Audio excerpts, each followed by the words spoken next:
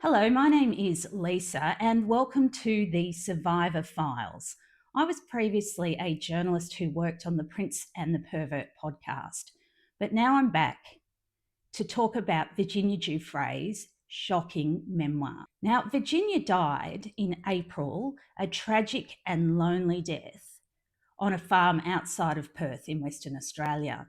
The Epstein whistleblower died on the 25th of April this year on Anzac Day, which is normally a day in Australia where we celebrate our heroes. Well, in particular, our military heroes. Yet we as a country never got to acknowledge the mum of three for her bravery. Her American family said in a statement at the time, "It is with utterly broken hearts that we announce that Virginia passed away last night on her farm in Western Australia. She lost her life after being a lifelong victim of sexual abuse and sex trafficking," the statement read. It continued, "In the end, the toll of abuse is so heavy that it became unbearable for Virginia to handle its weight." So I'm here to tell you what I believe is the truth behind her untimely death. It had nothing to do with lists with big names or anything like that. The threat, in my opinion, as someone who knew Virginia and who knows people who know her and were close to her, the threat, in my opinion, was much closer to home. In her newly released memoir, Nobody's Girls, Virginia's co-author, Amy Wallace, gives us an insight into her final months. I'm going to read now directly from the book. "Then on the night of January 9, the morning of January 10 in Australia, Virginia called me in a state of extreme distress. She said that the previous evening she and Robbie," that's her husband allegedly, "had an argument and that he had assaulted her. We talked for a long time. She sent me photographs of her face, which appeared discoloured and swollen. I say most of you have seen those. They're shocking. I made sure she was in a safe place and offered to reach out to her mother and her older brother, both of whom I contacted. Virginia reported the situation to WA police." Right, that's important. So remember that bit. "But they did not charge Robbie with any crime. Robbie made allegations of his own, which resulted in a restraining order against Virginia that prohibited her from seeing her three children. This profoundly hurt Virginia. She couldn't stand being out of touch with her kids." The alleged January incident was not without precedent. At one point, Virginia had told me about a time in 2015. Now, my podcast partner, Jen Tarrant, and I, we knew about this. It was in the Dershowitz Virginia defamation case, and it came as one of the documents, and it recounted this 2015 incident in Colorado when Robbie was arrested after assaulting her. So Amy, the other author of the book, said, "I tracked down a sheriff's deputy who'd worked on the case. He spoke to me at length about the incident and said that a restraining order had been put in place that prohibited Robbie from returning to the home." Now, I also understand, according to the Dershowitz documents, there was a dog harmed as well. But according to the Sheriff's Department, documentation of that incident was no longer available to the public. Virginia presented this episode as an isolated incident and said that for the sake of the kids, she didn't want it to appear in the book. That was a terrible chapter that had occurred during a very tense time in their lives, she told me, and Robbie had worked hard to put that behind them. Robbie, too, said as much when in person he referred to the incident obliquely. That's interesting, isn't it? Obliquely. "I knew that there were all kinds of reasons a woman who has been domestically abused may choose to stay silent. I also knew that people who are victims of child abuse are considerably more likely, 15 times more likely, according to one widely cited study, to be victims of abuse later in life. I abided by her wishes." Things took a turn for the worse in March 2025 when Virginia was injured in a car accident. Virginia and I spoke for the last time on March 31, 2025. She'd been in the hospital, she'd said, but had left because she didn't agree with the doctors. I begged her to go back to the hospital and she said she would, but first she wanted to talk about her kids, desperate to know how they were. Before we hung up, she said, "If it's in God's hands, I'm not scared. If it's my time to go, it's my time to go, but I want the book published." I think she knew she was going to die. It's absolutely terrible. It's so tragic. I begged her one more time to let the doctors do their jobs. "I want you around for the rest of my life," I said. She told me she loved me. I told her I loved her too. The next day, on April 1, Virginia sent me and Dinny von Muffling, her longtime publicist, an email stating her desire to publish the book. It read in part, "I'm reaching out to discuss an important matter regarding my book, Nobody's Girl. It is my heartfelt wish this work be published, regardless of my circumstances at the time. The content of this book is crucial as it aims to shed light on the systemic failures that allow the trafficking of vulnerable individuals across borders. It's imperative that the truth is understood and that the issues surrounding this topic are addressed, both for the sake of justice and awareness. In the event of my passing, I would like to ensure that Nobody's Girl is released.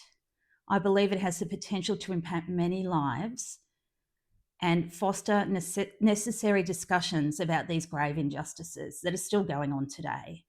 I kindly ask for your assistance in making this wish a reality. Thank you for your support, patience, and most importantly, love." 3 love hearts. On April 5, Virginia released a statement to People magazine stating publicly for the first time that her husband had abused her, specifically citing the alleged assault on January 9. The statement read in part, quote, "I was able to fight back against Ghislaine Maxwell and Jeffrey Epstein, who abused and trafficked me, but I was unable to escape the domestic violence in my marriage until recently.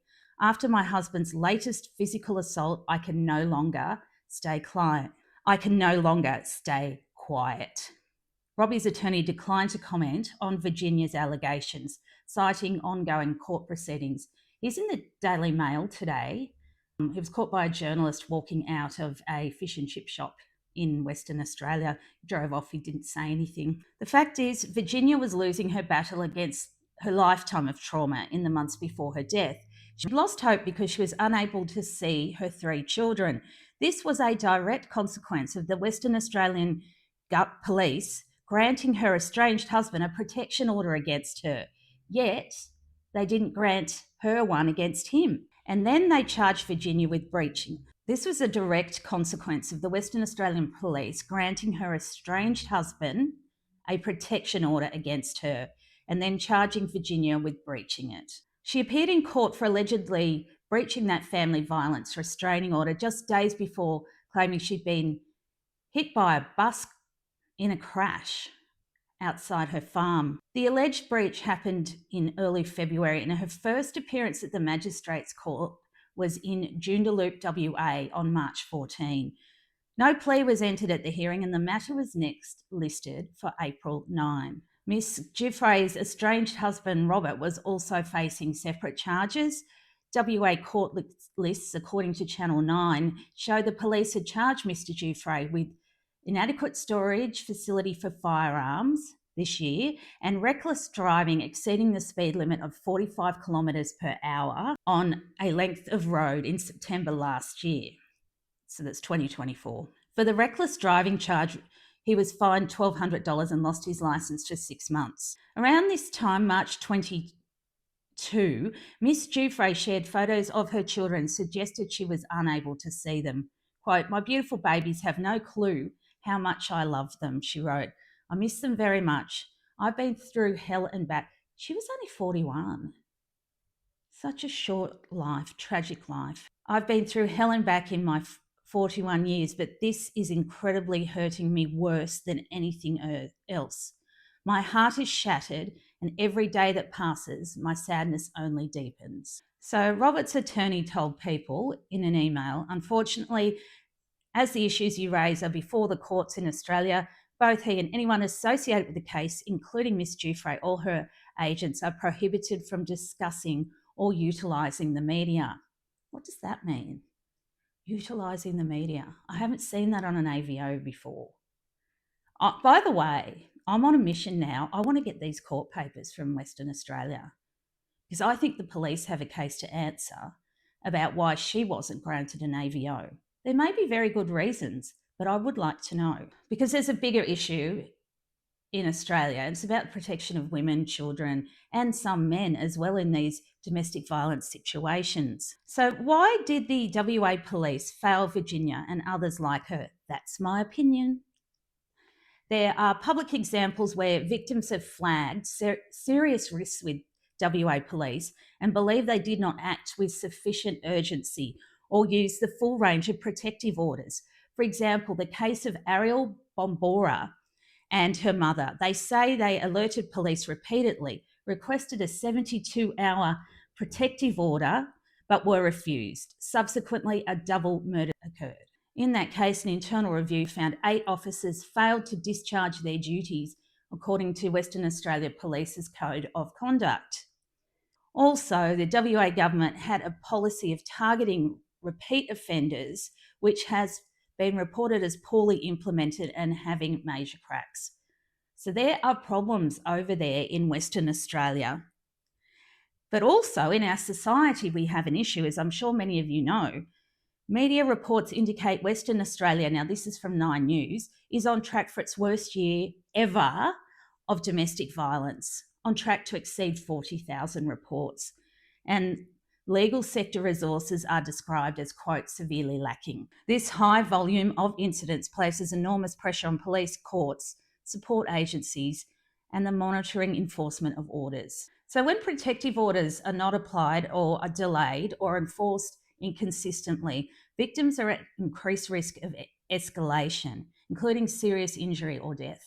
Given the rising incidence of family domestic violence, the system's capacity to respond effectively is critically important. Public failure or perceived failure by police to act appropriately reduces trust in the system, which may deter victims from reporting or seeking help. There was also the recent case of the Floreat double murder, a mother and a daughter, a stark example of how victims say they flagged serious threats to WA police, asked for an order, were refused.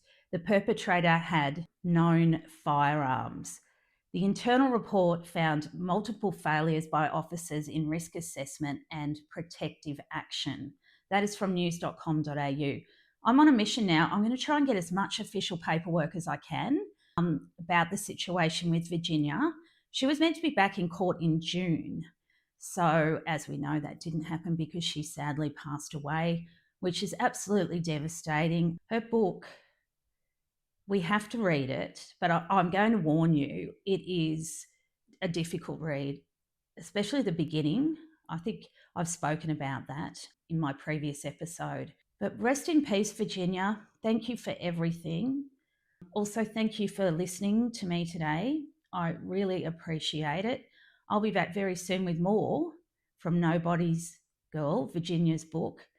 And I hope that you all have a safe and wonderful Sunday. Thanks for listening. My name is Lisa. This is the Survivor Files. And make sure you like and subscribe. I would really appreciate that. That would be absolutely fantastic. And also give a thought for Virginia today. Her book has certainly made waves, hasn't it? People are sitting up and taking notice, and it's about more than names on a list. It's about what these survivors went through. These women matter, and their lived experience matters and should not be trivialised. That is my firm belief. Look, I've even got my hands up. Okay, thank you so much, and I shall speak to you very, very soon. Bye.